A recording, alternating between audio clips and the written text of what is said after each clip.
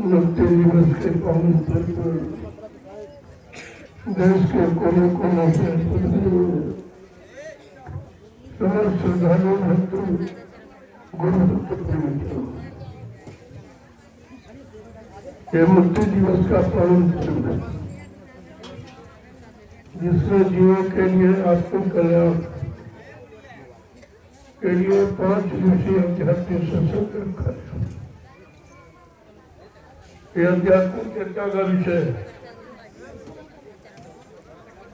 और आपको अभी तक मिली नहीं थी और आपने समझा भी नहीं था कि क्या मतलब होता है इसका अर्थ। देखो एक काल का देश, काल ने अपनी पूजा का विधान यहाँ रखा, इसलिए आपको दंडवत प्रणाम नहीं मिलता। पूजा करती होती है, चेतन को हृदय से प्रणाम किया जाता। हमेशा इस बात का ध्यान रखिए आप, यहाँ दंडवत और प्रणाम और अंदर से यह सब आपको स्वीकार मान दिया जाता है। अगर घर से भी आप प्रणाम करते हो भी स्वीकार हो। संत मत में दूरी नजदीकी कुछ, क्योंकि वो चेतन है और ये जड़ है। जड़ को पास में जाते हो, छूते तभी मानते हो। चेतन तुमको खुद देख रहा, जड़ नहीं देखता है। और यहाँ सदियों से पूजा रखी गई, जड़ ने अपनी पूजा, काल ने अपनी पूजा का विधान रखा। जब कलयुग में संत पधारे, उन्होंने दयाल की पूजा, आपकी पूजा, दंडवत प्रणाम जहाँ वहीं से करो। धरती पर नमन करोगे वो भी प्रणाम उन्हीं के लिए कि जो धरती पर आए हैं, धरती से पाप को हटाने के लिए, सुकून शांति देने के लिए, इसलिए धरती सहित उनको प्रणाम किया जाता है। लेकिन आपको किसी लिहाज से बताया, जब मैंने देखा कि धीरे धीरे आप जड़ में फंसते जा रहे हो, चेतन का मतलब ही नहीं कुछ है। आपको चेतन लाभ चाहिए, जीवात्मा का कल्याण चाहिए। ये बाहर की पूजा नमन से नहीं होता, अंदर से। तो धीरे धीरे मैं विधान बदलना, मैं प्रणाम करता हूँ, आप भी प्रणाम। जीवात्मा में, जीवात्मा में कोई अंतर नहीं, और वो परमात्मा की ही। जब परमात्मा की जीवात्मा सब में है तो सबको एक दूसरे को प्रणाम करने का अधिकार है। ये है चेतन। इसलिए मैंने विधान किया कि धीरे धीरे चेतन की तरफ जाने वाले भी लोग जड़ में फंस गए और जड़ को महत्व देने लगे। चेतन को नहीं दिया, जड़ को। और जड़ सामान लड्डू दे दो, ये दे दो, वो दे दो, ये सब क्या? ये प्रसाद नहीं है। प्रसाद जो आपको बना के दिया जाए, और प्रसाद कभी खराब नहीं होता। लड्डू 2-4 दिन में खराब हो जाएगा, लेकिन रामदाना, इलायची दाना कभी खराब नहीं होता। ये प्रसाद है, इसको प्रसाद कहते हैं। जो तुम्हारे हमेशा लाभ पाए, हमेशा लाभ दे, कभी उससे लाभ खत्म नहीं होता और आपकी श्रद्धा भी खत्म नहीं होती। पहले समझो, मैं देख रहा तो आप समझ नहीं पा रहे हो। आप जल पूजा में इतने मस्त हो गए हो कि चेतन दरबार में आकर भी जल पूजा के इच्छुक हो और वही पूजा करना चाहते हो, और सच्ची पूजा बताई तो आप नाराज हो जाते हो। छूने के नहीं देते, छुआ नहीं जाता। आत्मा को छूने गया न, तुम अपनी आत्मा नहीं छू सकते। तुम आप पूछो कि आत्मा कैसे छूओगे? तुमको अंदर से, हृदय से, आत्मा से नतमस्तक प्रणाम किया जाता है। इसलिए मुझको यह सब व्यवस्था बदलनी पड़ी है। और मैं आपके साथ बराबर प्रणाम का विधान करता रहा। जब मैं आता हूँ तभी प्रणाम करता, जहाँ कहीं देखता हूँ वहाँ प्रणाम करता, जब नहीं आते तभी प्रणाम करता हूँ। जितने वक्त भजन शुरुआत सबको प्रणाम किया सारे जीवों को, क्योंकि जितने जीव चर में है सब में जीवात्मा विद्यमान है और जीवात्मा ने सबको चेतन बनाए हैं। जीवात्मा जिस शरीर से निकाल दो वही शरीर मुर्दा हो जाता है। इतनी छोटी बात अभी तक आप समझ नहीं पाए कि जड़ चेतन में अंतर। इसलिए पूजा के विधान में मुक्ति नहीं है, चेतन के विधान में मुक्ति है। इसलिए चेतन महापुरुष ने मुक्ति दिवस निर्धारित किया है। 3 युगों से जड़ पूजा में आप लगे हो, लेकिन मुक्ति नाम किसी ने आपके लिए लागू नहीं किया और न तुम्हारे लिए कोई मुक्ति दिवस निर्धारित किया है। बात पहले समझ लीजिए, क्योंकि कल वो पावन पर्व तिथि है जिसके लिए आप आए हो। तो मैं उसके पहले आपको सचेत कर दूं, आपको जागरूक कर दूं, आपके अंदर सच्चा ज्ञान, सच्ची पूजा आ जाए और आपका जीवन धन्य हो जाए। इसलिए पूजा में तो अपना मान सम्मान है, प्रणाम में उस मालिक का। जब जय गुरुदेव नाम लोगे तो प्रभु को प्रणाम माना जाए, क्योंकि ये नाम प्रभु का, ये हमारा आप इंसान किसी का नाम नहीं है। इसलिए प्रणाम सीधे प्रभु को मिला है और प्रभु का प्रणाम ही आपको लाभकारी।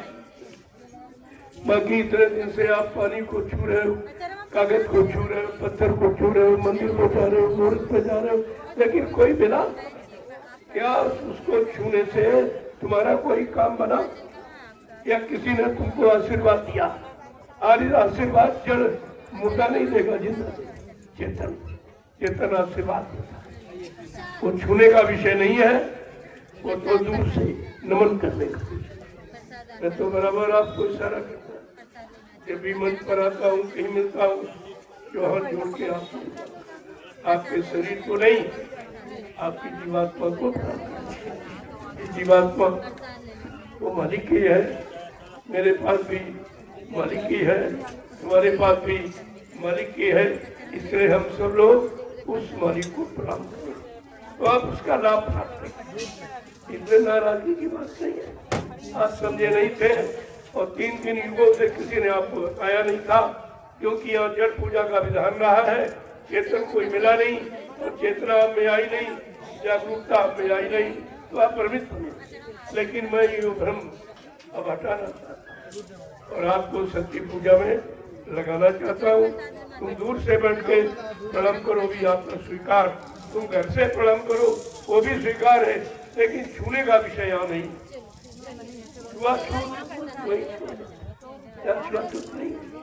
यहाँ कोई ईर्ष्या, कोई राग द्वेष, कोई मतभेद, कोई छोटे का, कोई बड़े का, कोई गरीब का, कोई अमीर का, पढ़ा लिखा, अनपढ़, हिंदू मुसलमान, स्त्री पुरुष का कोई भेदभाव नहीं।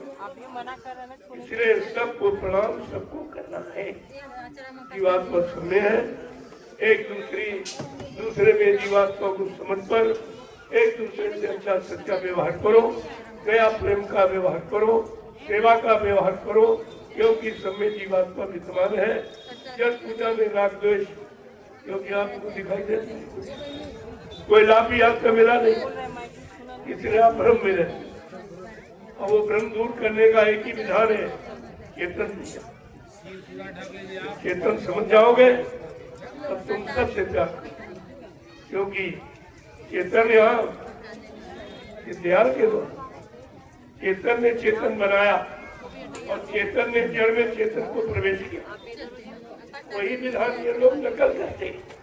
वो चेतन में चेतन का प्रवेश है, ये लोग जड़ में कहते हैं प्राण प्रतिष्ठा करना। जड़ में पत्थर में प्राण घुस जाएगा, पानी में घुस जाएगा, कागज में घुस जाएगा, मंदिर में घुस जाएगा, मस्जिद में गीता गुरुद्वारे में घुस जाएगा, लेकिन किसी ने आपको ये सच्चा रास्ता बताया नहीं था। आज इस पावन तिथि पर, क्योंकि मुक्ति दिवस का पर्व, अब मुक्ति की बात करूँ, जड़ की बात नहीं करूँगा, चेतन की बात करूँ। जड़ का लाभ नहीं, चेतन का लाभ। शरीर इंद्रियों से आपने पूजा 3 युगों से की, तो शरीर इंद्रियों को सारा साला मिल गया, राज मिल गया, पाठ मिल गया, धन मिल गया, दौलत मिल गई, और मिल गए, बड़ी बच्ची मिल गए, बच्चे मिल गए, लेकिन भगवान नहीं। जिसको पाने के लिए ये चेतन मंदिर आपको दिया गया है तो जड़, लेकिन चेतन मुक्ति जीवात्मा परमात्मा की मौजूद, इसलिए चेतन मंदिर हो गए। ये मंदिर सच्चा, इस मंदिर में सच्ची पूजा और सत्युग का मसाला है। कहीं पर कोई पूजा तुम्हारी स्वीकार हुई है और न होगी, क्योंकि वहाँ कोई पूजा स्वीकार करने वाला न लेने वाला न देने वाला, न तुम्हारी परेशानी मुसीबत फरियाद को सुनने वाला और न उसके का कोई लाभ देने वाला। तो मैं कब तक तुमको अंधकार में रखूं? लिहाजा संत मत में प्रवेश लिए हो, चेतन में प्रवेश लिए हो, जो चेतन पूजा का विधान समझ, क्योंकि कल वो पर्व है जो हिंदुस्तान का पूरी धरती पर किसी ने मुक्ति का जिक्र किया ही नहीं। शास्त्रों में क्या है, लेकिन कौन सी मुक्ति, क्या प्रकार से, इस बात को बताया नहीं है। चेतन मुक्ति क्या है, जड़ मुक्ति क्या है, तो आपको जानकारी करनी चाहिए। इतने दिन से सत्संग बराबर दिया जा रहा, मैं देख रहा हूँ कि आपके अंदर जरा सी भी चेतना नहीं, जरा सी जागरूकता नहीं, चेतन के बारे में कोई विचार ही नहीं है। तो इसलिए हमको ये सब बदलना, धीरे धीरे मैं सब व्यवस्था बदल। तुम घर बैठे रहोगे, जो लाभ आने में वही बैठ के आओ, लेकिन जब सच्चाई तुम्हारे अंदर आ जाए, अंदर की परख पहचान और अंदर में रूह के लिए सम्मान जाग जाएगा, तो न कोई दूर है न कोई नजदीक, सब पास।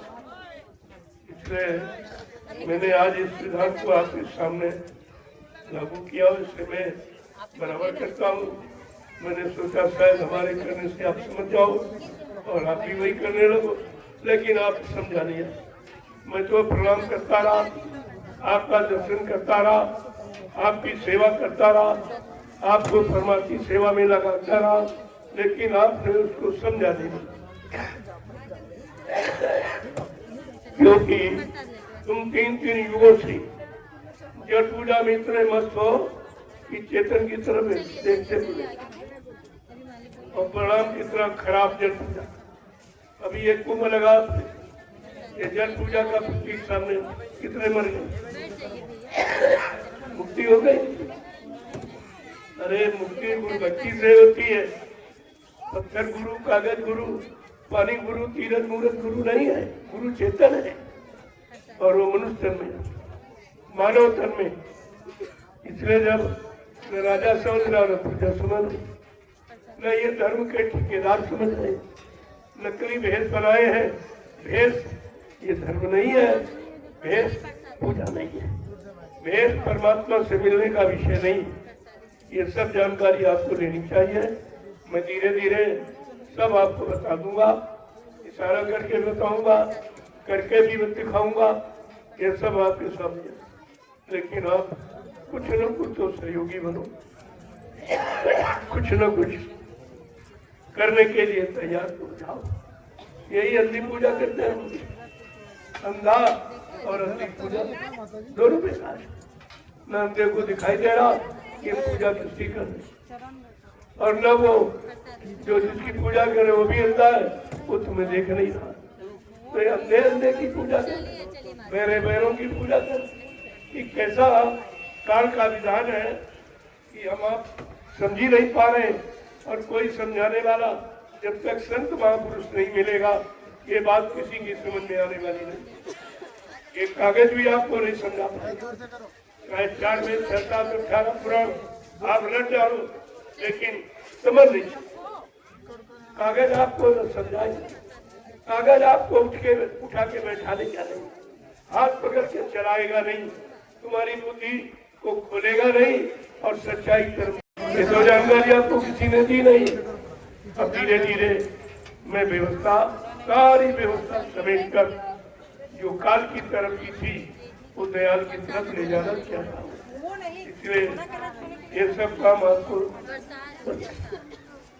तो ये रूना छुआ छूट या ही नहीं तो क्यों छूटे, क्या शंका को कि छुए से आपको दिया जाए, या छुए छूकर मैं आपको अपना मानूंगा, ऐसा है आपको इस शंका का विषय ही। इसलिए दूर मैं करता हूँ, मैं आपकी जीवात्मा को, आप मेरी जीवात्मा को शरीरों का प्रणाम नहीं होता। शरीर छुआ जाता है क्योंकि वो दिखाई दे रहा, जीवात्मा दिखाई नहीं दे रही, घटघटवासी है, इसलिए उसको प्रणाम ही किया जाता है। प्रणाम कितना बड़ा शब्द, अब धीरे धीरे आपकी समझ में आ जाएगा कि प्रणाम का मतलब क्या है, प्रणाम किसको किया जाता है, प्रणाम किसके लिए होता है, प्रणाम कौन स्वीकार करता है। पत्थर को प्रणाम करो स्वीकार करे, कागज कैलेंडर प्रणाम करते स्वीकार करता, पानी तीरथ मूर्त को प्रणाम करते स्वीकार करता, कोई रहन दया देता। अभी एक कुंभ में लाखों मर गए, किसने उनका प्रणाम, उनकी भक्ति किसने स्वीकार की, और किसने उनको बचाया, बचा तो नहीं पाया, देना लेना तो बहुत बड़ी बात है।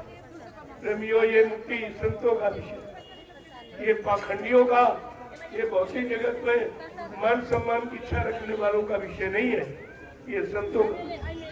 इसीलिए संत कहें, वेद कहें कागज की लेखी, और संत कहे आखिर की देखी, जिन्होंने अपनी दिव्य दृष्टि से जो आंतरिक साधना करके ऊर्ध रेता स्थिति में चलकर जिन्होंने प्राप्त किया, वो आपको ऊर्ध रेता स्थिति की बात करें।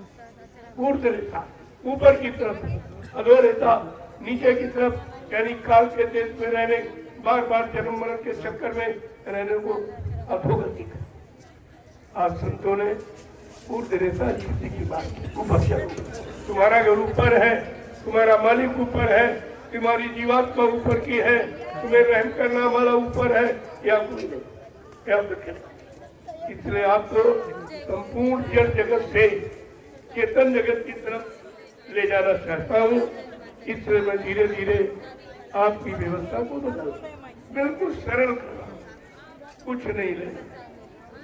जल पूजा में कितना खर्चा करते, उस खर्चे का 1% भी नहीं मिला, सब चला गया। जल में आपने पूंजी है, समय है, और ये सब नष्ट किया। श्रम, समय, पूंजी तीनों ने आप में जल पूजा में नष्ट किया, और 1% भी कोई लाभ क्यों, वहां देने वाला कोई है ही नहीं। वो तो अंधा गुरु बैरा था, वो नरक में ढेर, वो नरक में ही रहते हैं, कभी नरक के विधान से अलग नहीं जाते हैं। इसलिए आपको अपने मर्यादित व्यवस्था में रहना।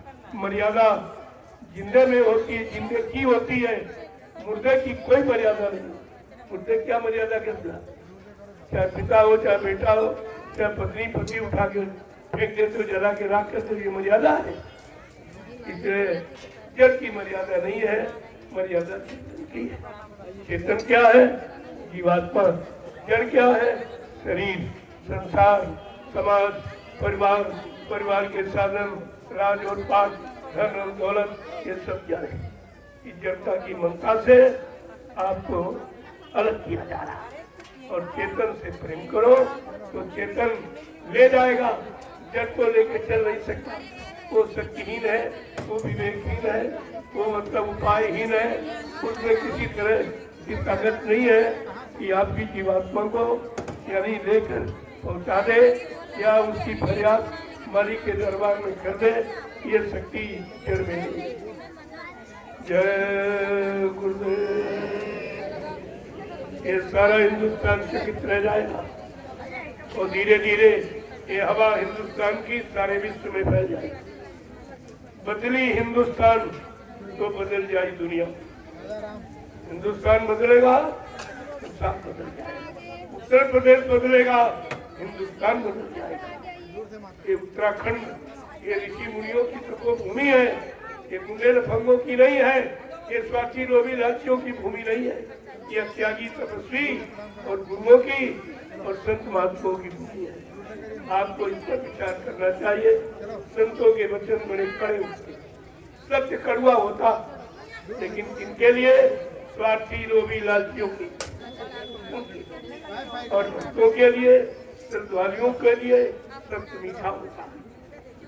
इसलिए सत्य को समझो, सत्य की तरफ चलो, सच्चित आनंद प्राप्त करो जो कभी नष्ट नहीं होता। सुख क्षणिक होता, मिलेगा तो हंसने लगे, चला गया तो रोने लगे, लेकिन आनंद एक समान, अनंत एक समान। आत्मा आनंद, आनंद आत्मा का विषय है और सुख है ये भौतिक जगत का, ये मन का इंद्रियों का। दोनों को समझो कि मन इंद्रियों वाला कुछ समय के लिए बुढ़ापा आ जाएगा, सारी इंद्रियों का सुख का बात खत्म हो जाएगा। लेकिन आत्मानंद आनंद अगर एक बार मिल गया तो कभी जाता नहीं है, वो हमेशा के हमेशा लिए हर योनि में तुम्हारे साथ रहेगा, क्योंकि जीवात्मा साथ रहेगी। मगर जीवात्मा के किसी शरीर का आनंद नहीं ले सकते हो, इसलिए समझने का प्रयास। मैं धीरे धीरे सब जानकारी आपको ये मोड़, ये 23 मार्च मुक्ति दिवस 2025 का ये विशेष संदेश होगा जो सारा विश्व सुनेगा और समझेगा और इन सबको कहेगा इन लोगों ने संसार को धोखा दिया, समाज को धोखा दिया, देश को धोखा दिया, अपने निजी स्वार्थ के लिए परमात्मा को भुला दिया, सेवाज को भुला दिया, धर्माज को भुला दिया, निजी स्वार्थ के कारण। धीरे धीरे संतों की महिमा आपकी समझ में आ जाएगी। संत अपने लिए आते हैं, इस सबके लिए आते हैं, पूरी धरती के लिए आते हैं। उनका किसी एक जाति, एक वजह धर्म या एक विशेष से कोई संबंध नहीं, संपूर्ण मानव हित के लिए आते हैं। और ये सब सोचना पड़ेगा। धीरे धीरे विचार करिए। मैं आपको इतनी अनभिज्ञता थी, आपकी अज्ञानता थी, रूढ़िवादिता थी, मैं धीरे धीरे सब निकाल के बाहर कर दूंगा। कर सकते आप सत्संग में लगे तो उसी के साथ इस कार्यक्रम में जो शामिल शरीक हुए हैं उन्होंने अपनी मुक्ति का बयान, उनका बयान हुआ, बाकी रहे ये सब रह गए। ये बुद्धि लगाने वाले स्वार्थी, लोभी, लालची, मान प्रतिष्ठा में डूबे, ये मुक्ति के अधिकारी नहीं है और कभी मुक्ति दिवस में शामिल भी नहीं। उनको नहीं पता क्या है। आपको पता नहीं खाता लगे रहना, पता नहीं कब मालिक की दया हो जाए, कब वो अपनी दया तुम्हारे से फेंक दे, मौज कर दे। ये तुम्हारे पर निर्भर नहीं है, तो ऊपर इसलिए संत तुम्हारे अनुसार काम करते। संसार के लोग, समाज के लोग, राज के लोग, राजनीतिक लोग, झूठे धार्मिक लोग, ये सब तुमसे जुड़े। लेकिन संत मालिक का रूप, मालिक के तद्रूप होते और मालिक का संदेश लेके आते और जीवों को संदेश देकर मालिक के देश में पहुंचाने का काम करते। आपको मैं देखता रहा कि बिना बुलाए कितने लोग मुक्ति चाहते, कितने आएंगे, क्या इतने लोग? देख लो आप, अभी हम मुक्ति चाहने वाले भी, ये सब संसारिक परीक्षा हो गई। कभी संसार, समाज, परिवार, शरीर के अलावा आप मुक्ति जानते नहीं हो, न मुक्ति की तुम्हारे अंदर इच्छा है और न ही मुक्ति तुमको मिलेगी। कितने जन्म निकल जाएंगे, कभी करोड़ों जन्म आपको दे देगा। हो सकता मुक्ति देने वाला कभी दया करके आ जाए, अभी तक तो आया नहीं था। आया होता तो इतिहास में जरूर जिक्र है। न सतयुग में आया, न त्रेता, न द्वापर, और कलयुग में भी नहीं आया। जो 5,500 वर्ष निकल गए, इनमें भी नहीं आया। आज उसकी मौज हुई है, उसने जीवों पर रहम दया करके, जबकि हम सतयुग मुक्ति के अधिकारी नहीं है, क्योंकि ऐसा कोई कमी नहीं है, ऐसी कोई साधना नहीं है, ऐसा कोई त्याग संयम नहीं है, तो अधिकारी तो नहीं है। लेकिन मौज की बात है, कब किस पर मौज कर दें, किस पर अपनी मौज की बरसात कर दें, ये उन पर निर्भर है। इसलिए संत नाम के अधीन नहीं है, नाम रहे संतो अधीना, संत बिना कोई नहीं चीना, किसी को खबर नहीं है, कोई नहीं जानता।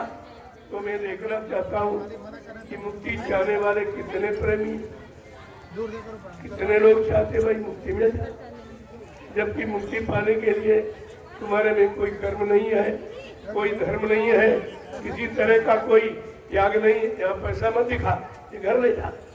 अगर इससे हो जाता बड़े राजा महाराजे मुक्ति पा जाते। ये तुम्हारा दिया ही जा रहा है, कौन का यहाँ इसकी जरूरत नहीं है। मैं रोज कहता हूँ कि विश्व में आज तक कोई ऐसा आया ही नहीं है। सबको तुम्हारे धर्म, मान सम्मान, सामान की जरूरत, लेकिन मुझको तुम्हारी जरूरत है, मुझको तुम्हारी जरूरत। ये किसी ने कहा नहीं आता। राजा हो चाहे पूजा हो, चाहे धार्मिक बनावटी पाखंडी हो, वो भी मान सम्मान के रूप है। उनको भी भिक्षा चाहिए,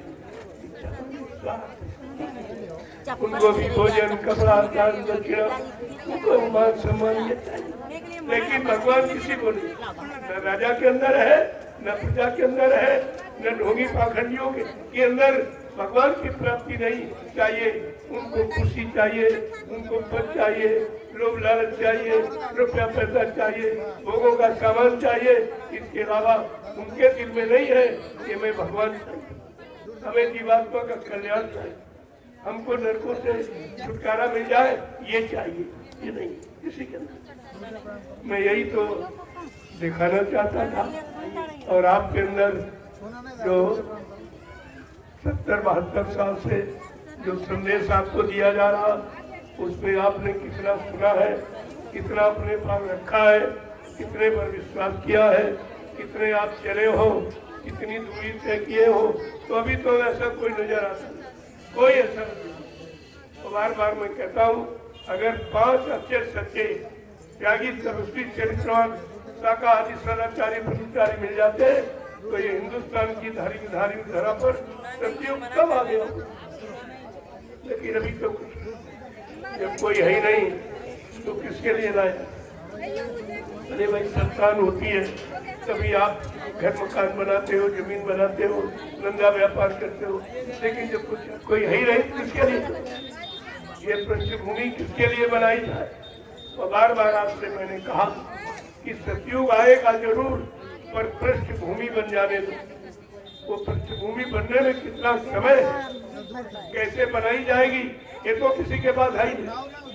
अल्लाह का पता सतयुग आएगा, कोई कह रहा हम ले आएंगे, कोई कह रहा हम कर देंगे, हमने वही कर दीजिए, हम कब रोड़ा लगाते, हम तुम्हारे सहयोगी बन जाएंगे, लेकिन कल तो दिखाओ तुम्हारे में सतयुग लाने के लक्षण है। अभी कलयुग के लक्षणों से भरपूर हो, तुम सतयुग लाने की बात करते हो। इसलिए धोखे में मत रहना। ये सतयुगी व्यवस्था लाना किसी इंसानी शकल का काम नहीं। इस बात को बात पे बांध लो। अभी तो बहुत लोग आएंगे, बहुत निकलेंगे, तमाम झंडे, तमाम पंडे, तमाम संगठन निकल पड़ेंगे, तमाम गुरु निकल पड़ेंगे, लेकिन असली गुरु कौन है? जो जीवात्मा को जगा के परमात्मा से वो है। आपने अभी तो देखा नहीं है, और ऐसा कोई आपको मिला भी नहीं, और आपकी जीवात्मा के किसी ने कल्याण किया। कहीं सच्चे रास्ते पर चलने की व्यवस्था किसी ने नहीं बनाई। जब भौतिक जगत का सुख आपको नहीं मिला, न कोई दे पाया, न राजा, न प्रजा, न ये धार्मिक नकली कलर पीले कपड़े दाढ़ी बार रखने वाले, तो फिर किससे हवा मुंह में रखते हो? ये सब काम हमारा हो। इस पर आपको विचार करना चाहिए। मेरा स्वास्थ्य बहुत खराब, आप तुम नहीं समझ रहे हो, लेकिन इतना दुख है, आपकी तकलीफों का इतना दर्द है कि उसके लिए मैं अपने आप को रोक कुछ कहना जी।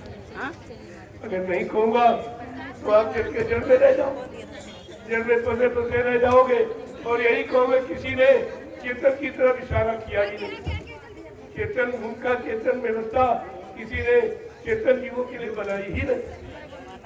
व्यवस्था जड़ की, कहते हैं चेतन की। किसी ने झूठी कसम खाने में इनको शर्म नहीं, झूठी शपथ खाते हैं ईश्वर को साक्षी करके, जब ईश्वर को, क्योंकि ईश्वर इन्होंने देखा नहीं, न देखने का इनके पास आंख, न कान है, न सुनने समझने के लिए बुद्धि है, तो ये बेचारे कहाँ तुम्हें समझे, कहाँ बताए। लेकिन संत महात्मा सबके ही ऐसी होते हैं। यहाँ राजा प्रजा का कोई प्रश्न नहीं है, वो संपूर्ण मानव जाति के लिए आते हैं, संपूर्ण मानव जाति के दुख तकलीफ को दूर करने, शंका संदेह भूल भ्रम से अलग करने के लिए आते हैं, और अपना अलग करने का विधान बराबर लोगों के सामने रखते हैं।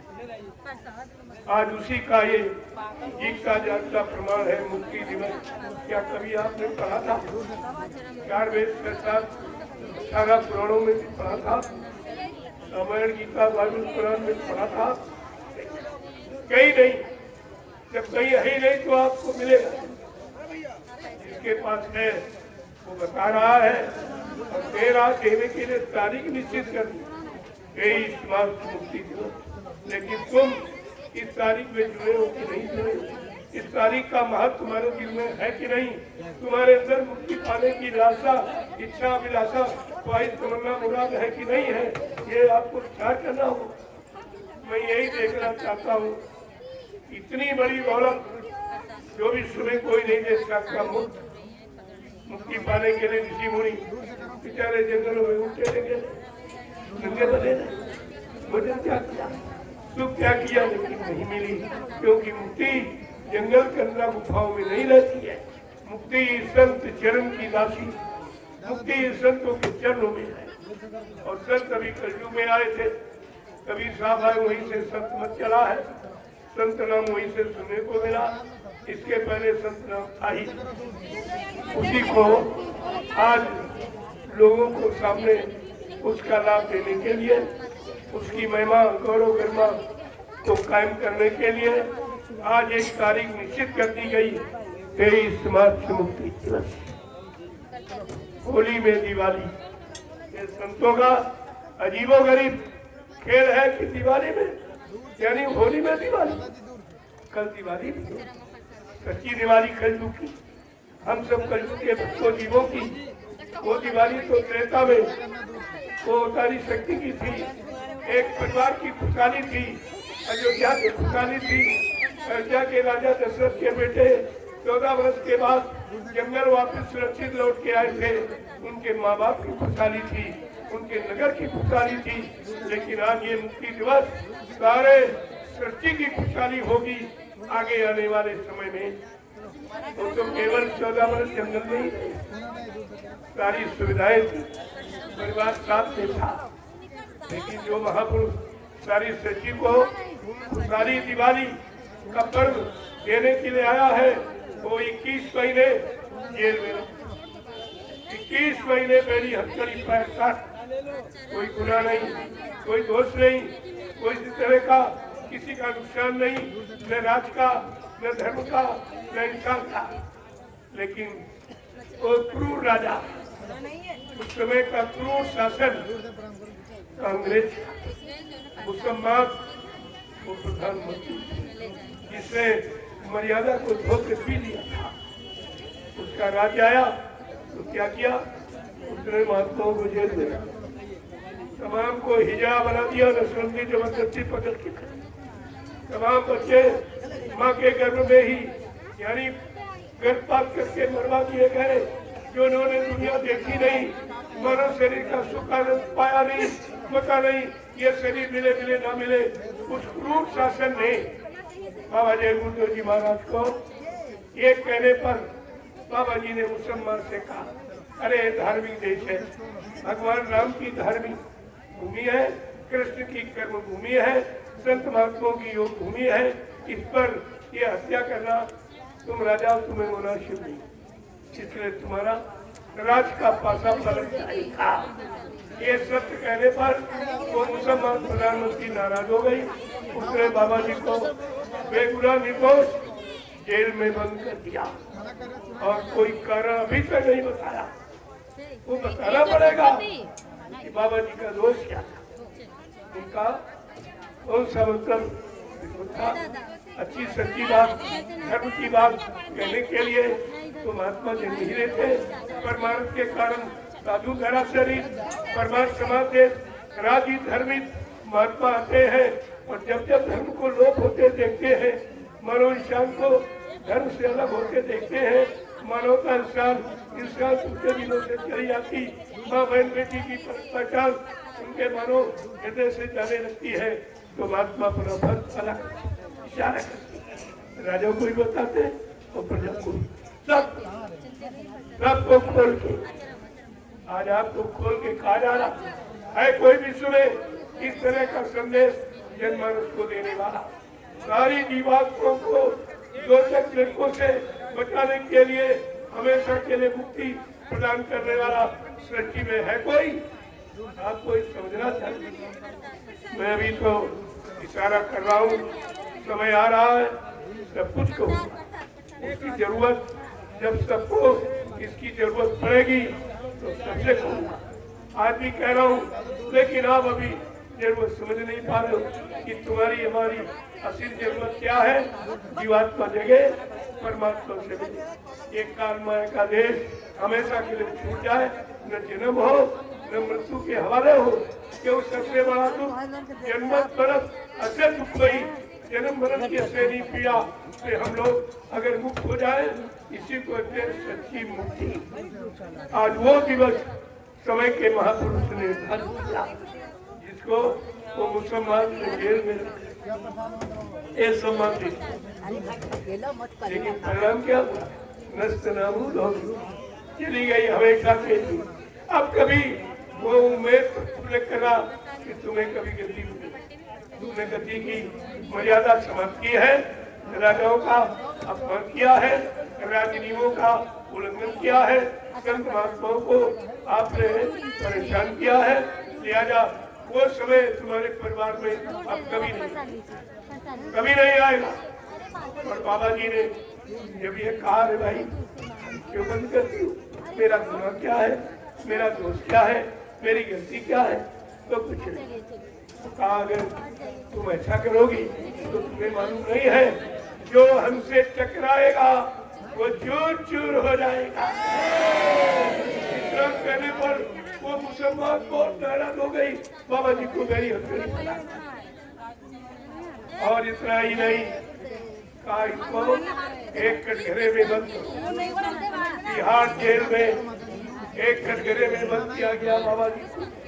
अनायास किसी तरह का कोई अपराध शामिल अभी मेरे पास सब लिखित दस्तावेज है, सब से आपको बताऊंगा। कोई किसी तरह का कोई अपराध साबित नहीं है। हम समय सरकार ने साबित कर पाया, लेकिन वो मुसलमान अपने निजी मान सम्मान के लिए मैं ऐसे समृद्ध मालिक को जेल में, जो सारे लड़कों की जेल से छुटकारा दिलाने आया, प्रणाम की तरह बोला।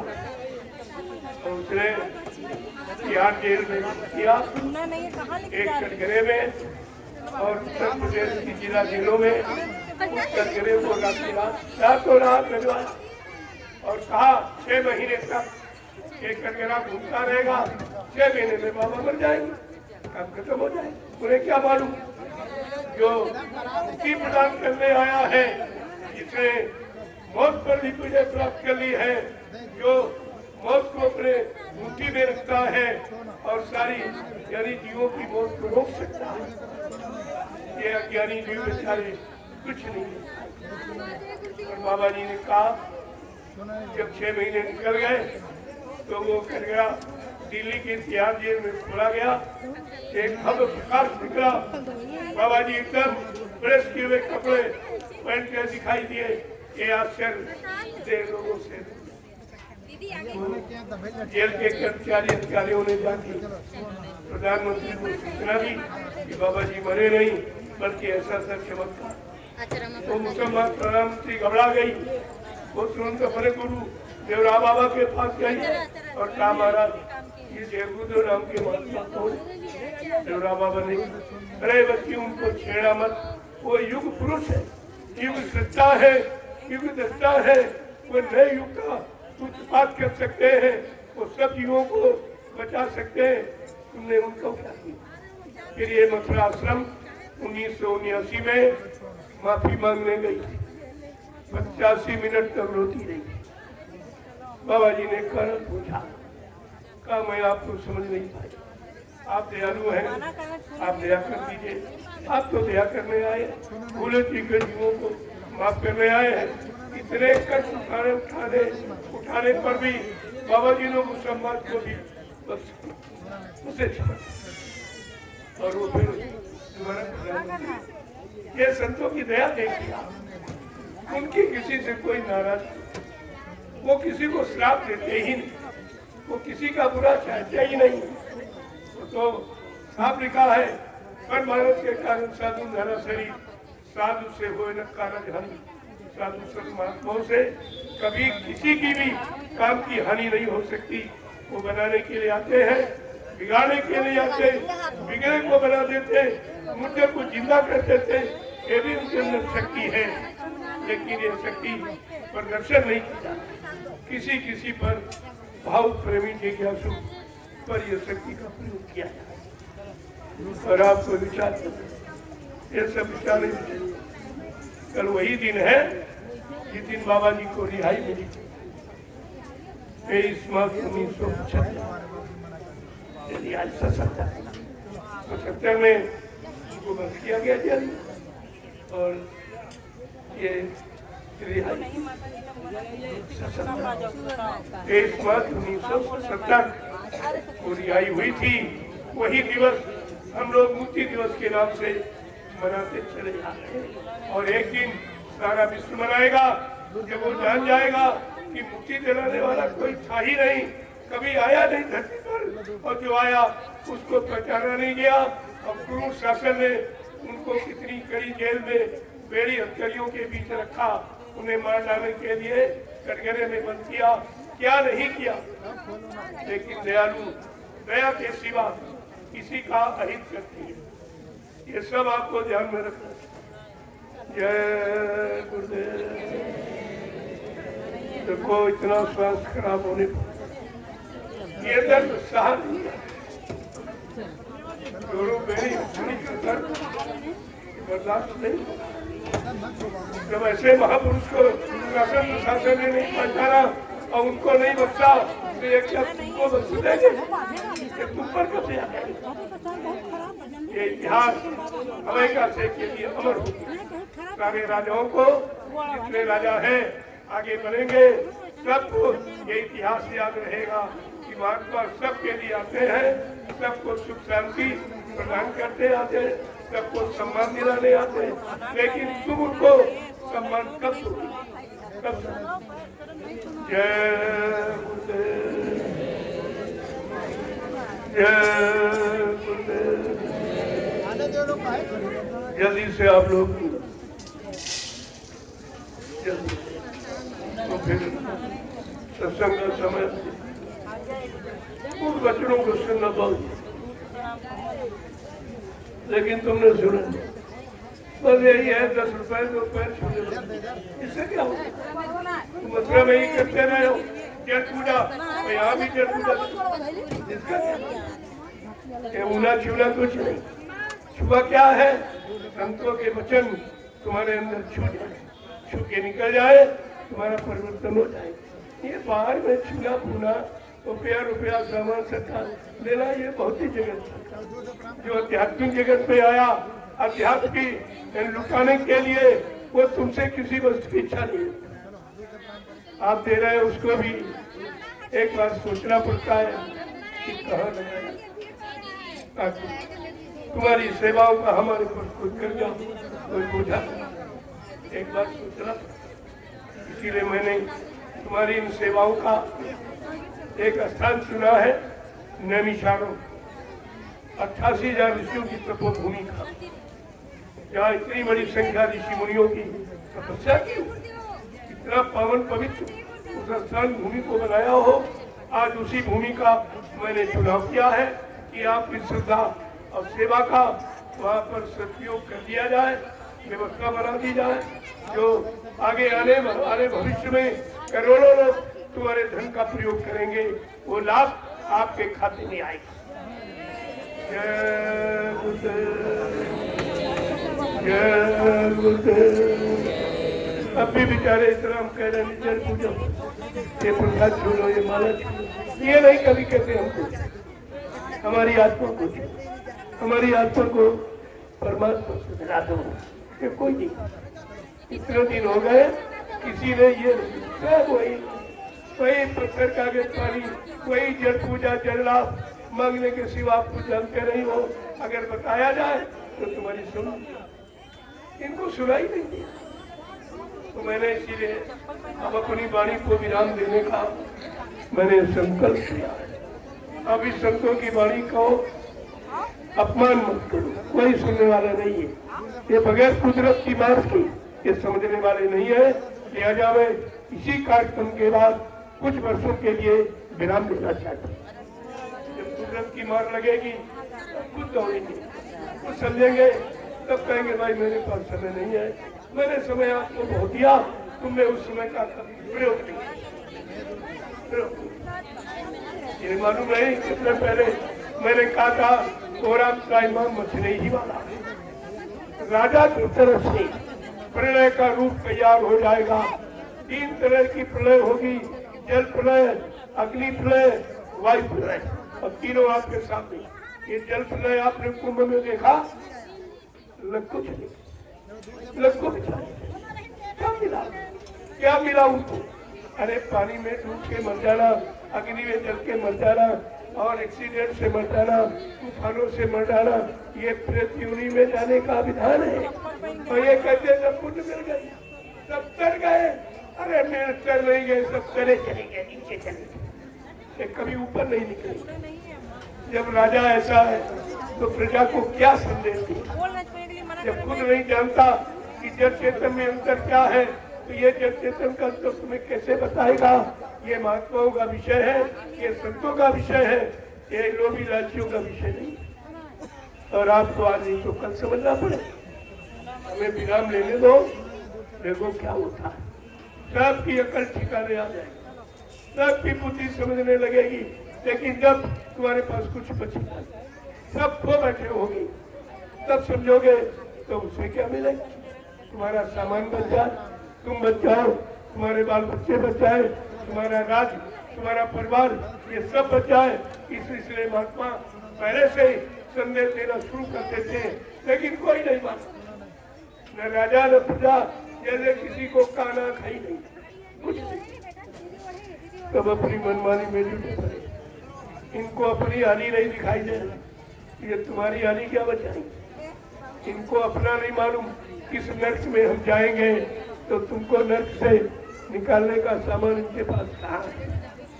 जय गुरुदेव। बड़े कड़वे वचन है,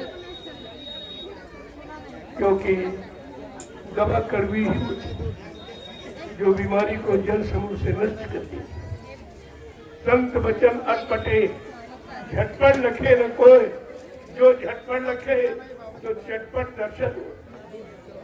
इस बात को ध्यान रखोगे तो सब। जय गुरुदेव। चलो जल्दी करूंगा, अभी मैं फिर निकलूंगा, ऐसा नहीं बगैर मिले किसी से, किसी को जाने नहीं। इसलिए मैंने ये कार्यक्रम 5 दिन में रखा, क्योंकि मेरा स्वास्थ्य बहुत खराब, 2 महीने से लगा काम, लेकिन मैं बराबर आपकी सेवा कर रहा हूँ। मैं बीमारी से कहता हूँ, बोले भाई थोड़ी देर के लिए विश्राम दे दे, थोड़ी दूर बैठ जा, हमें संदेश दे देने दे, इसके बाद तू फिर आ जाना, मैं तेरा स्वागत करूँगा, स्वागत। लेकिन संदेश दे देंगे, ये समय निकल जाएगा, ये समय मिलेगा। फिर कोई ऐसा है नहीं इस विश्व जगत में जो तुम्हारे हित की बात करे, तुम्हारे लाभ की बात करे, तुम्हारे सम्मान की बात करे, ऐसा सच्ची में कोई है। सबको बड़ी चिंता अपने राज पाट कुर्सी, मान सम्मान, भोग विलास, सामानों की इच्छा है, तुम्हारी चिंता किसी को नहीं। इसलिए अपनी चिंता के बारे में सोचो, तुम्हारी चिंता किसको है, तुम्हारी चिंताओं का समाधान किसके पास है, ये आपको सोचना पड़ेगा। जय गुरुदेव, जय गुरुदेव, जय गुरुदेव नाम किसका, जय गुरुदेव नाम किसका, जय गुरुदेव नाम किसका।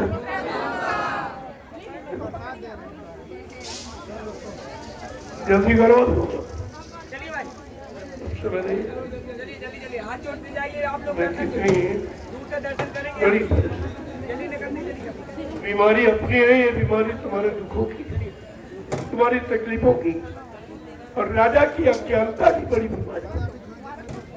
कि राजा बन जाने के बाद भी वो राजा की महिमा नहीं जानता है। पिछले राजाओं के इतिहास को पढ़कर उसे राजाओं की महिमा समझनी चाहिए और आगे आने वाले नरकों से अपने आप को बचा लेना चाहिए कि महात्मा तुम्हारे हित में। इसीलिए ऐसे राजमंत्रियों को रखा जाता जो राजा का हितैषी, राजा को गलत रास्ते पर चलने के लिए सलाह दी। लेकिन आज ऐसा क्यों नहीं? जब उसी के हाँ में हाँ भरने वाले जल्दी मिट जाए, जल्दी विनाश हो जाए, नरकों में चला जाए, ये मंत्रिमंडल तुम्हारा ये सहयोगी है। अरे कुछ तो समझो, भगवान ने बुद्धि दी है, उस बुद्धि का प्रयोग करो, सदुपयोग करो, नहीं इसकी भी सजा आपको मिलेगी, इसकी भी सजा।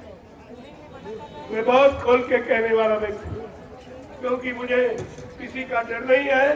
सत्य कहने में डर होना भी नहीं चाहिए और सत्य किसी से डरता नहीं और सत्य को कोई पराजित कर नहीं सकता। लंबे समय कुछ दिन तक परेशान कर सकते हो लेकिन पराजित नहीं कर। अंत में पराजय का मुख तुम्हें ही देखना पड़ेगा। न माने तो मैं तो प्रार्थना कर सकता हूँ, क्योंकि मेरा काम प्रार्थना करना है, मेरा काम समझाने का है, सही सच्चे रास्ते पर चलाने का है। आपको ये सब ध्यान में रखना है। जल्दी करो प्रेमियों, अभी फिर निकलूंगा, फिर मिलूंगा और शाम को कुछ संदेश भी तो दे दिया, पूरा संदेश पूरा दे दिया। लेकिन कुछ लोग आ रहे हैं, कुछ कल आएंगे, इसलिए वो संदेश जो जनहितार्थ सबकी आत्माओं के कल्याण का, वो तो मैं मुक्ति दिवस पर ही प्रसारित करूँगा। उसको कल वो समय किसी तारीख निश्चित, जो आ जाएंगे वो आ जाएंगे, नहीं आएंगे वो छूट जाएंगे। बाद में जीवन पर रोते पछताते रहेंगे, क्योंकि ये समय मेरे पास भी नहीं रहेगा। समझाने की कोई सीमा, सुनाने की कोई सीमा जो होती है, ऐसा नहीं है कि हम सुनाते रहे, तुम छोड़ते रहो, तुम बुलाते रहो, तो ये भूल भुलैया अब होने वाली नहीं है। जो प्रेमी आ गए हैं तो बड़े समझदारी है, उन्होंने अपनी मुक्ति का बयान दे दिया है, उनका काम हो जाए। बाकी यहाँ देश मंत्री कुछ नहीं, मेरे कोई छोटा बड़ा गरीब अमीर मेरे यहाँ कुछ नहीं, कोई हिंदू मुसलमान सिख ईसाई, ये मेरे यहाँ कोई झगड़ा झगड़ा नहीं। स्त्री पुरुष का भी कोई झगड़ा झगड़ा दरबार में नहीं होता। सब में एक ही बात पर एक रूह है, बस रूह जीवात्मा का खेल है। रूह जीवात्मा रहेगी, ये शरीर जिंदा रहेगा, शरीर से काम लोगे, शरीर से भोग करोगे। अगर रूह जीवात्मा निकल गई, शरीर मुर्दा हो जाए, फिर आप ये भी काम नहीं कर सकते, जो सामान बनाया उसका प्रयोग भी नहीं कर सकते। ये तो केवल सत्य नहीं।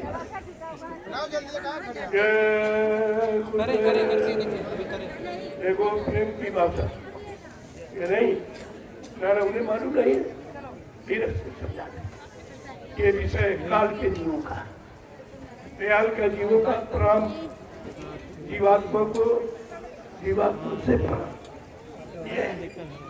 शरीर का प्रणाम नहीं, शरीर में तो छुआ छूट बताते कि छोटी जाती है, जन जाती है, लेकिन ये यहाँ केवल एक मानव जाति, केवल एक मानव धर्म, मानव जाति, मानव कर्म, इसके सिवा यहाँ दूसरा एक ही विधान है।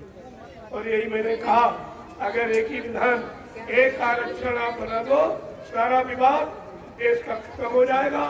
एक आरक्षण की जो योग्यता जिसमें है, योग्य है, उसके अनुसार काम दे दीजिए, ये सबसे बड़ा आरक्षण।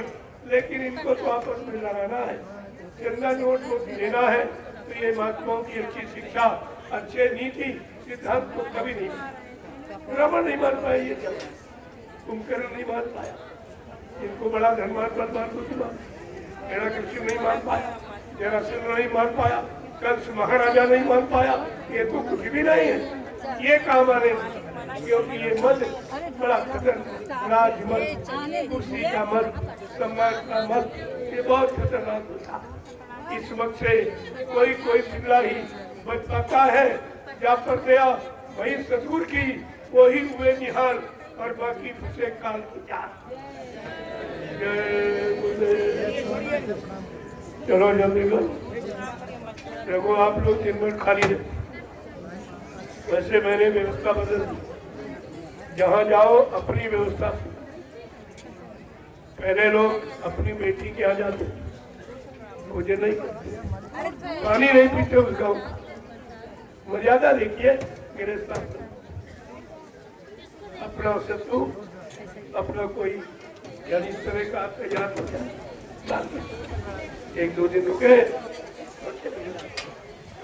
आज आप किसका किसका खा पता ही नहीं, घोष ही नहीं, बिल्कुल कुत्तों की तरह एकदम देखा मुझे टूट मुझे पर सड़क किनारे देखे कुत्तों की तरह इस चेहरे पर, इस चिड़िया पर, इस पर, उस पर कुछ नहीं पूछते ये कैसा व्यक्ति है, चोरी करके लाया, ये व्यभिचार करके लाया, ये झूठ बोल के लाया, ये शराब पी के बनाया, ये मुर्दा खा के बनाया, कुछ नहीं, एकदम कुत्तों की तरह।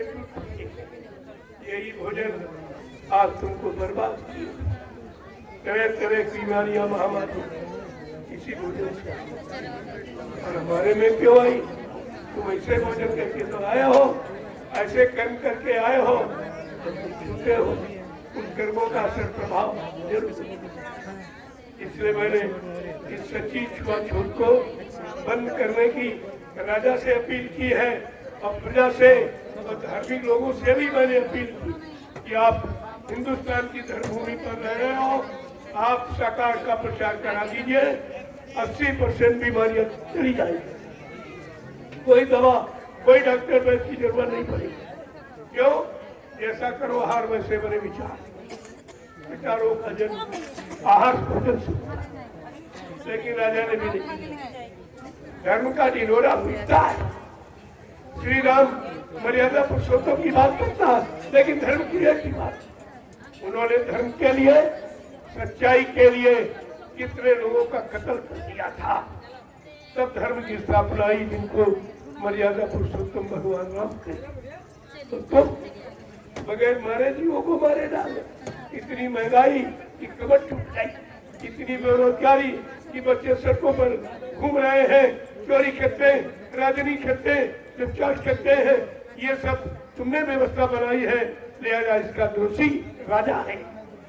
राजा की जिम्मेदारी अपने राज्य की प्रजा को खुशहाल करना, सुख शांति धर्म में रखना, मानवता इंसानियत का पाठ पढ़ाना, मानवता इंसानियत को कायम करने के लिए, न्याय सुरक्षा कायम करने के लिए ऐसी व्यवस्था का सूत्रपात करना, ऐसे कर्मचारी अधिकारियों को तैनात करना जिसके अंदर समाज सेवा, देश सेवा, मानव इंसान की सेवा हो, ऐसे को तैनात करना। ये राजा का चुनाव होना चाहिए। अरे तुमको प्रजा ने चुना, तुम राजा होकर प्रजा के हित का कोई काम नहीं कर पाया, कोई भी काम। तो चुनाव का मतलब क्या? केवल चुनाव चुनाव चुनाव, सारा देश चुन लिया, कुछ नहीं। और जिसने तुमको चुना, तुमने जिसको चुना है उसने जनता के हित का आज तक कोई काम नहीं किया। फिर चुनाव का मतलब क्या? एक चुनाव का खर्चा जानते हो कितना? किसी ने बताया नहीं हुआ, मैं बताऊं, 70 अरब रुपए एक पंचवर्षीय चुनाव का खर्च। कितना महंगा चुनाव, और मिला कुछ दिया कुछ नहीं, केवल अपनी खुशी, अपना मान सम्मान, अपना पद के अलावा यानी कुछ नहीं देखा। ये चुनाव जनता की खुशहाली के लिए है, जनता को सुकून शांति देने के लिए है, जनता को न्याय सुरक्षा प्रदान करने के लिए है, बेरोजगारी दूर करने के लिए है, सबको काम देने के लिए है। लेकिन ऐसा विचार किसी राजा के अंदर अभी तक, अब क्या? अब तो उनका भी समय निकल, अब 60 साल के ऊपर है, इसलिए 60 साल के कानून जो इन्होंने बनाया इनको अपने ऊपर लागू करना पड़ेगा। अगर प्रजातंत्र को कायम करना चाहते हो तो 60 साल में आपने कानून बनाया है, चाहे कर्मचारी अधिकारी हो उनको रिटायर कर दिया जाएगा, क्योंकि 60 साल में बुद्धि काम करने योग्य नहीं है। मैंने कहा बहुत अच्छी बात, आपने कानून बनाया, आप अपने ऊपर भी लागू करो।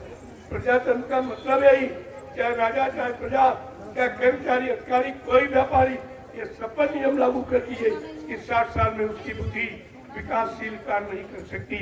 तो प्रधानमंत्री, मुख्यमंत्री को भी, राज्यपाल को भी, इनको 60 साल में रिटायरमेंट ले लेना चाहिए। अगर प्रजातंत्र को कायम करना चाहते हो तो मैं आगे का इतिहास माफ नहीं करेगा। रावण को नहीं माफ किया, कंस को नहीं माफ किया, जरासंध को नहीं माफ किया, हिरण्यकश्यप को नहीं किया, तुमको भी माफ नहीं करेगा। ये कलयुग का इतिहास आपको माफ नहीं करेगा। मैं इशारा पहले ही किया दिया ताकि आप ये न कह सको कि आप सब कुछ जानते थे तो आपने बताया तो नहीं। जय गुरुदेव। चलिए, चलो आप भोजन देखो, मैंने एक नियम बना दिया, जहाँ कहीं जाओ अपनी व्यवस्था, अगर भजन करना चाहते हो, मन बुद्धि को पवित्र करना चाहते हो तो अपना भोजन, अपना भजन, भोजन पर भजन लेना, अपना पात्र, अगर सुपात्र बनना है अपना पात्र भोजन का रखो। ये सब पात्र बाजारू मत करो, इनमें जानलेवा बीमारियां लाने का गुण इसलिए मैंने खाली लोटा गिलास के लिए आपसे कहा, अपना पात्र, अपनी रोटी, अपनी बेटी का ख्याल रखो। रोटी का ख्याल नहीं करोगे बीमारी आ जाएगी, बेटी का ख्याल नहीं करोगे तो व्यवस्था बगल मर्यादा समाप्त हो जाएगी। आप इशारे कभी सुनते ही नहीं हो। 12 वर्ष में लगातार खुला अभियान चला रहा हूँ पूरे हिंदुस्तान में, लेकिन जब आप नहीं माने हो तो हमको मजबूर होना पड़ा। मैं कुछ वर्षों के लिए आप विराम लेना चाहता हूँ, क्योंकि तुम ऐसे मान लगे कुदरत के मार के जब रावण जैसा धनवान बलवान बुद्धि नहीं मान पाया, तुमको बुद्धि कहाँ से मानोगे? अब तुम्हारे पास वही हो कि बगैर मार के तुम नहीं समझोगे। अब कुदरत का नजारा होने ही, उन नजारे में अपने आप को बचा नहीं पाओ। जय गुरुदेव। चलो चलो जल्दी चलो, बंद करो, मैं भी फिर निकलूंगा 4 बजे, फिर आपसे मिलूंगा और इसके बाद शाम को नहीं, शाम को कोई दर्शन नहीं, तो संदेश भी दे रहा हूँ, दर्शन भी आपका करना। बार बार इतना समय प्रश्न नहीं करूँगा, मेरा विश्वास खराब हो गया। तुमको सुनाते सुनाते, तुमको समझाते समझाते, तुम्हारे पर हमदर्दी करने के लिए मैं 18 घंटे लगातार बैठकर तुम्हारा दर्शन किया हूँ। अब ये शरीर जवाब दे दी कि तुमने जरूरत से ज्यादा हमारा प्रयोग किया है, लिहाजा मैं असमर्थ हूँ, अब नहीं दे पाऊँ।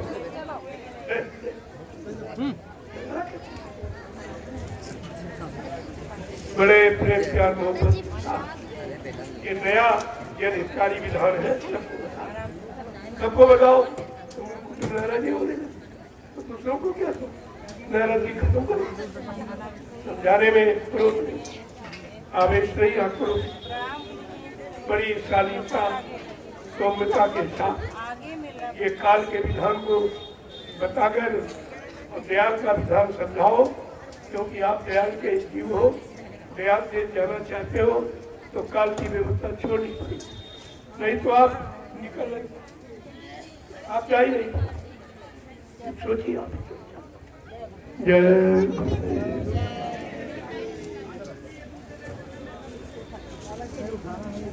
देखो, अभी तो बहुत अभी थोड़े लोग आए हो, धीरे धीरे कल का दिन, वो पुण्य पावन तिथि तुम्हारी मुक्ति कल से आपकी गिनती मान ली जाएगी। तुम्हारे अंदर मुक्ति की इच्छा है। घर परिवार छोड़कर आप आए हो तो आपको उस मुक्ति पाने का अधिकार मान लिया जाएगा। तो नहीं आए वो जाने उसका काम, क्योंकि ये पर्व अब मिलेगा नहीं तो कुछ दिनों के लिए ये पर्व तुम्हारे हाथ से छूट। फिर नहीं मिलेगा। पता नहीं मालिक की मौज हो न हो, जरूरी थोड़ी है। जब इतने दिन आपने कदम नहीं किया, इतने दिन कदम नहीं किया, अब क्या कर सकते? अब तो तुम मेरी गरज समझते थे तो मैंने अपनी गरज में निभा दी। अब तुम्हारी गरज दौड़े घूमोगे, तुम्हारी कोई सुनने वाला नहीं है। करना बात कुछ सुनने वाला था, किसी के बाद क्यों सब परेशान। एक मोटा इशारा किया गया था कि बच्चा एक दिन ऐसा दिन आएगा सबके दाढ़ी में आग लगेगी, कौन किसकी बुझाए। महात्माओं के बड़े रहस्यमय बच्चा, सबकी दाढ़ी मतलब सब पर सब दुख मुसीबत में गिर जाएंगे, अपनी अपनी नहीं देख पाएंगे, तुम्हारी कौन देखेगा? चाहे राजा हो चाहे प्रजा, ये सब अपनी अपनी देखेंगे। अपनी कुर्सी बचाओ, अपना मान सम्मान बचाओ, अपना पद बचाओ, अपना सामान अपने भोग के इच्छा बचाओ, ये करेंगे। तुम्हारी चिंता किसी को नहीं। अभी नहीं देख पा रहे, आके होकर भी तुम्हें दिखाई नहीं दे रहा कि कौन तुमको देख रहा, तुम किसको देख रहे हो, कौन तुम्हारी सुन रहा, तुम किसकी सुन रहे हो। अभी तुम्हें इन आँख कानों से दिखाई सुनाई नहीं देता। आगे ये समय अब खत्म हो रहा, सब समान एक, सब दिन एक समान नहीं। बहुत गैर समझी गई, तरह तरह से आपको समझाने निकालने का प्रयास किया गया, लेकिन जब आप नहीं निकलना चाहते हो तो कबीर साहब ने क्या कहा, सुनी माने नहीं, दे धक्के दो चार, मारो धक्का चला जाए। जब कुदरत की मार पड़ेगी तब चेती का, लेकिन परमात्मा मिलेगी, उनकी मौत समाप्त। जय गुरुदेव। आप लोग आए हो तो यहाँ कुछ सेवा करके रोटी खाना अपना बना सको तो अच्छा, भंडारों में खाओ तो सेवा, ताकि किसी के अन्न का कर्जा न चढ़े। इसलिए मैंने राष्ट्रीय कार्यक्रमों की सेवा 2 किलो गेहूँ और 3 किलो चावल या 5 किलो धान प्रति व्यक्ति, परिवार के सभी सदस्यों को लाभ मिलना चाहिए। प्रेमी तो ऐसे ऐसे हैं जिन जानवरों की कमाई खाते, दूध पीते, उनकी भी सेवा देती है। इनका भी कर्जा मेरे ऊपर, इतना भी लोग जानती है। तो तुम कुछ नहीं, पशुओं की तरह जा चाहे वहाँ जिस खेत में चल लिया खा घूम रहे, पशुओं जैसे बिल्कुल। पशु प्रवृत्ति है कि आप ही चलिए। ये पशुओं में स्वभाव प्रभाव होता है कि केवल अपना खाना, अपना पहनना, अपना, इसके अलावा जनहित, समाज हित, परिवार हित तो इनकी छठी में ही नहीं होता। इसलिए 5-7 लोग मिलकर बना लो, उस भोजन का असर देखना, उस भोजन का स्वाद देखना, उस भोजन खाकर तुम्हारे अंदर कैसे भाव बनते उनको समझना। ये सब क्या कोई नहीं है क्या? ये सब बंद करो, मुंडन मुंडन ये नहीं हमारा काम है। ये सब अकेला खत्म कर, कोई नहीं, कुछ नहीं। मुक्ति दिवस है, मुक्ति पाने के लिए आए हो, मुक्ति के क्या इच्छा रुको, वरना विश्व उठाव कर देती। हमें जरूरत नहीं है मुक्ति, तुमको जरूरत तुम तो रहो। इनको कुछ नहीं है, मथुरा में यही मथुरा में यही करती रही। 10 रुपए दिया, पैर छुए बाद ये कर दो, ये बना दो, वो बना दो, एक बच्चा नहीं 2 बच्चे दे दो, 2 नहीं 3 में तो ये तो प्यास भूखी थी, कभी मीठे न गई। और बाद में झगड़ा लेके आती कि बच्चे मारते हैं, गाली देते हैं, घर से निकाल रहे हैं, कहते रोटी नहीं, तुम्हारे लिए कपड़ा नहीं। ये जिंदगी भर तुम इसी के लिए रोती रही हो, अपने जीवात्मा के लिए कब रोगी, कब रोना सीखोगी? तुम्हें अपना रोना भी तो नहीं मालूम। जय गुरुदेव। लिहाजा मैं आपसे बहुत दूर रहना चाहता, बहुत दूर, इतनी दूरी बना लूंगा कि आपकी अक्ल खुल जाए। अब ये नजदीकी वाला काम तुम्हारे तो लाद के बैठा हूँ, ढो रहा हूँ, ढोते नहीं बन रहा, लेकिन फिर भी ढो रहा हूँ, क्योंकि वचन में तुम गुरु के आदेश में बधा हूँ कि जब तक आपके संदेश को जन जन के कान पहुंचाने की शक्ति रहेगी करता रहूंगा। लेकिन आज उसे भी मुझे बंद करना पड़ रहा क्योंकि आप सुन नहीं रहे हो, समझ नहीं रहे हो, कर नहीं रहे हो, लिहाजा उनके वचनों का निरादर हो रहा, संतों की वाणी का अपमान हो रहा। मैं उस वाणी को विराम देना चाहता हूँ। इसलिए ये अंतिम कार्यक्रम आप समझिए कुछ दिनों के लिए, कुछ दिनों हो सकता मोजाजा क्यों तो दयालु है, दया भी करते रहते हैं, नाराजगी में झाड़ दें फटकार दें, उसमें भी दया बरसती है, हो सकता। लेकिन कुछ दिनों के लिए फिलहाल मैं विराम देना चाहता हूँ। आपको एहसास कराना चाहता, जब सत्संगों में आते थे तब आपकी सुरक्षा कितनी थी, कितनी बीमारियां कम थी, कितना पैसा आपका नाजायज खर्च नहीं होता था, कितनी बचत थी, कितनी बरकत थी। जब वाणी का विराम हो जाएगा फिर आपका नशा सब खत्म हो, सारा नशा से चढ़ा उतर जाएगा। जय गुरुदेव। चलो जब तक झंडे की परिक्रमा करो। देखो जितने भंडारे आए जो सेवा में खर्च हो कर देना, लेकिन बचा हुआ धन और सामान घर मत लेना। अगर एक बच्चा चला गया तो सब निकल, कुछ नहीं बचेगा, क्योंकि वो धन गुरु का, वो संगत का धन, संगत गुरु की किसी इंसान की नहीं, उसको सीधे नैमिषारण्य जहाँ प्रेमियों की सेवा चलती है, टोलियों में प्रेमी आते जाते गए सेवा करते हैं, तुम्हारा अन्न तुम्हारा धर्म उनकी सेवा में लग जाएगा तो आपको उसका कुछ लाभ मिल जाएगा। लेकिन यहाँ नहीं, सभी कार्यक्रम करो, इसके बाद बचा हुआ अन्न और धन सामान सब मतलब यानी रख करके सीधे अगर ऐसे नहीं पहुँचा सको तो उसके पैसे बनाकर, क्योंकि सब सामान तो आप देते, तेल देते नहीं हो, मिर्च मसाला देते नहीं, लकड़ी आप देते नहीं, और मतलब यानी दाने आप देते नहीं हो, ये सब उसी सेवा से आपकी खरीद की जाएगी। और वो आश्रम पर जो सेवादार सेवा करने आएंगे उनके भोजन व्यवस्था में खर्च कर दिया जाएगा। एक भी पैसा इधर नहीं है। जिस बाबत में आपने दिया और जिस बाबत में दिया गया उसी सेवा उस धन को अन्य को खर्च किया जाएगा। इसमें मैं किसी की मनमानी नहीं चले, नहीं तो अपना ले जाओ, हमें जरूरत नहीं। लेकिन बात में हम ये नहीं सुनेंगे बीमारी आ गई, हमें काफी बीमारी का तुमने जितनी चोरी की है उसका 1000 गुना अभी खर्च कर दोगे तब तुम्हारी समझ में आएगा कि सत्संगी की कमाई के दोनों अंगुल साथ और भजन करे तू बड़े नहीं उठा रहे आप सिद्धांत, तब तुम्हारी समझ आएगा।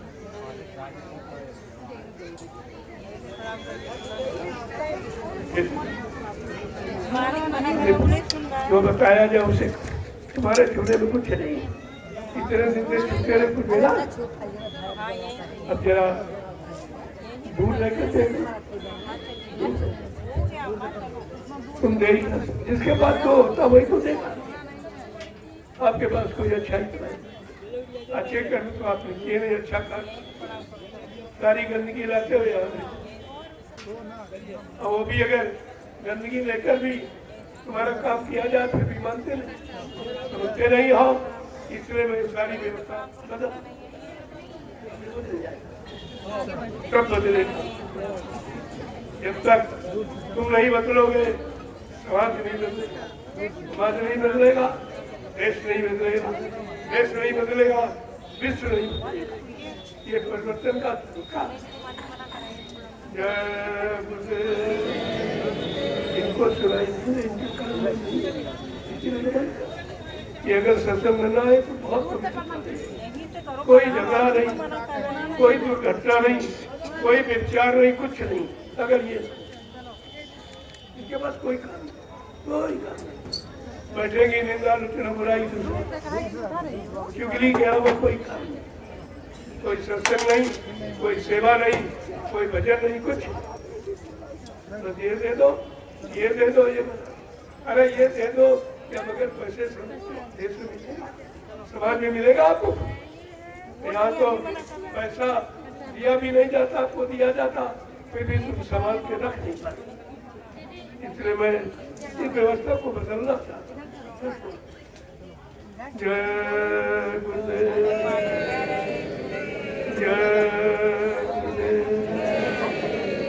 जबकि लिखा मुक्ति दिवस, मुक्ति मांगने वाली, बेटा दे दो, बेटी दे दो, लड़की दे दो, पोता दे दो, इसके अलावा इनको से मुक्ति दिखा देगा। अगर ये समाज ना हो, बहुत सब आदमी बैठे हो, आप समझ नहीं पाओगे। 10 महिलाएं बैठी हो, इतनी चर्चा, इतनी मतलब घोषणा शराबा और इसकी निंदा, इसकी चुगली, साथ बहू की बुराई, बहू साथ की बुराई, ये इसके अलावा इनके पास कुछ नहीं। लिहाजा मैं ये गंदा बाजार बंद करना चाहता हूँ। जय गुरुदेव। चलो बंद करो।